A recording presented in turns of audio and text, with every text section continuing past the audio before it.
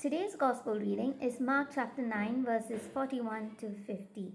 And Jesus is continuing to speak to his disciples, and he tells them that anyone who even offers a cup of water to drink to someone who belongs to Jesus, that he will not go unrewarded. So, the smallest act of kindness that you would do to your brothers or sisters, that God will definitely notice it and reward you for it. Further on, Jesus says that whoever causes one of the little ones to lead them into sin or make them lose their innocence, it's better for such a person to have millstone tied around his neck and to be thrown into the sea. So Jesus is highlighting the responsibility that we have as adults, as parents, towards children, whether it's our own or others' children, just children in general who have utmost trust in God, in the adults around them.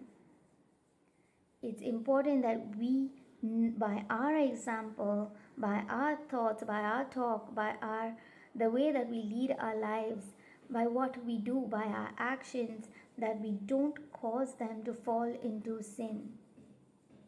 In today's day and age, there is so much going on in the area of exploitation of children.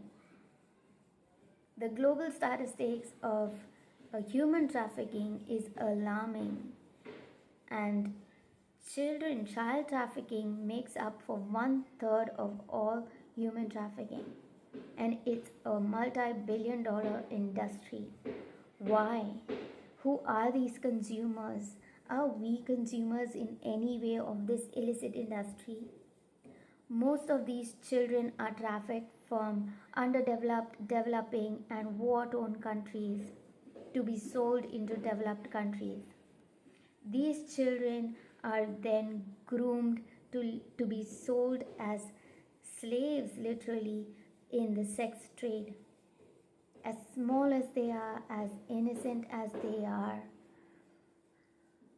just because our families are safe, our children are safe, we don't tend to look at these numbers. We don't want to deal with the horrors that these children go through.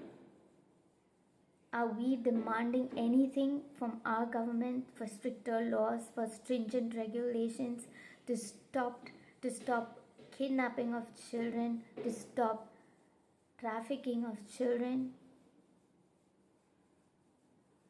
We need a lot of prayers and a lot of action to be demanded from our officials and our governments.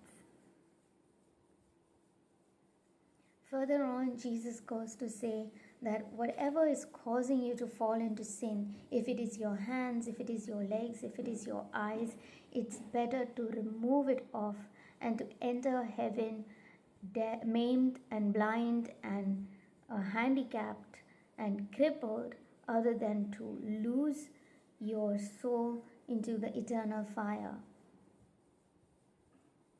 Jesus says that salt, if it loses its saltiness, has no value. Its essence is lost and it cannot be restored.